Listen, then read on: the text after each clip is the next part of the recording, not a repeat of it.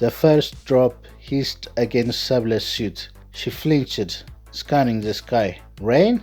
Steve muttered, tilting his head back. Finally something normal, but the droplets struck the rocks around them with sharp, sizzling pops. White smoke curled up from the ground where the rain landed. Sable's voice tightened. It's not normal. By the time realization sank in, the downpour thickened into sheets of burning water. Their suits fireproof, alright, spaceproof, resisted, but the acid sting showed up on their heads as warnings. Red alert scrolled across Steve's visor. Surface integrity at 98%, 97%. Cave!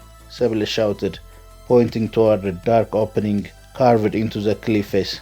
They sprinted, boots skidding across the sleek, corroding stone, and dove into the shadows just as the storm intensified. The cave swallowed them, the acid roar muffled to a distant hiss. Inside, silence pressed in, broken only by the hiss of their own breath.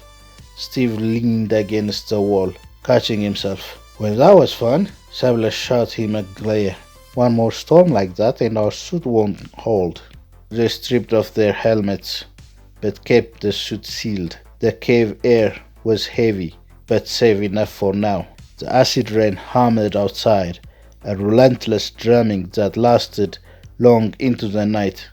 Exhaustion pulled them down, and against the cold stone they slept. When Sable opened her eyes, a glow filled the cave. For a heartbeat, she thought the sun had risen inside. Then she saw it, a pool in the center of the cavern, shimmering in impossible colors. Emerald, crimson, gold.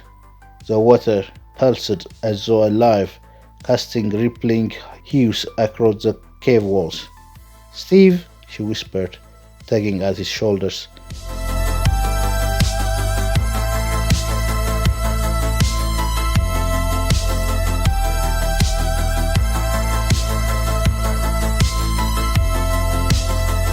He groaned awake, then blinked at the sight. What in the... He was on his feet instantly. Don't touch it! Sable had already stepped closer, her eyes wide with wonder. It's beautiful, like melted gemstones. He grabbed her wrist before she could kneel. Sable, the readings are off the charts. That's pure acid. It will eat through even your suit. The spell broke. She stepped back reluctantly, her expression sobering. Even beauty here is deadly. When they emerged from the cave, dawn had reshaped the world again. Steve froze. Wait, weren't we on the ground level? The landmass had grown overnight. What had been a cave mouth at their shoulders was now perched high on a newly formed hill. The planet had shifted again, raising the ground like a living thing. Sable exhaled sharply. Dalol doesn't sleep, does it? Then neither do we, Steve muttered. He pointed upward. Climb higher ground. Better comes.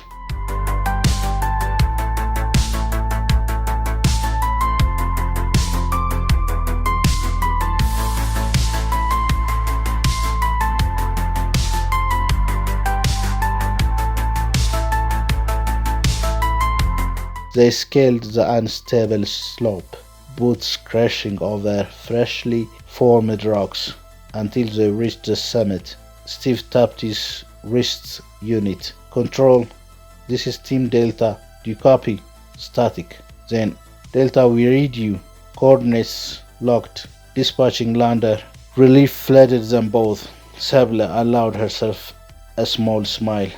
Looks like we're going home. From their vantage point, they watched the disc-shaped lander cut through the clouds, descending gracefully towards the shoreline. It touched down on the sand. It slid, sinking slightly into the wet ground. But then Sable noticed the horizon. Steve, the ocean. The murky sea was rising, swelling as if pulled upward by some unseen force. Water surged against the shore, climbing steadily towards the lander. Move! Steve shouted. They scrambled down the slope, rocks sliding under their boots, the roar of rushing water chasing them. The landers' legs were already knee-deep when they reached it. Sable vaulted onto the ramp, Steve shoving her forward before hauling himself up after her. The hatch sealed. Engines roared. The lander lifted just as the sea surged higher, swallowing the beach hole. Inside, both of them sat gasping, helmets fogged, adrenaline pounding. They didn't speak until the lander docked with their ship in orbit. Back at the space station, General Reese's face filled the debriefing room. He was all smiles at first. Excellent work. The resources on Dalol are beyond imagination. That ocean alone. Then his tone shifted, sharp and cutting. But you abandoned your post 48 hours and you lasted only one. Where are the samples? Where is the data? You risked a lander for nothing. Sabla stiffened. With respect, sir, the planet is unstable. We couldn't risk a second lander. The terrain changes overnight. Acid rain corrodes everything. It's unpredictable. Incompetence is what I hear. Reese slammed his hand on the console. If you can't handle one planet, I'll send Team A. They'll do the job properly. Steve's jaw tightened, but he held back. Reese leaned in, his gaze cold. Rest up. You leave in 24 hours for your next mission. Dismissed. They exchanged a look in the corridor. Equal parts frustration, fear, and determination. Sabla finally spoke. Dalol wasn't just a planet. It was a warning. Steve nodded grimly. And nobody up there listened.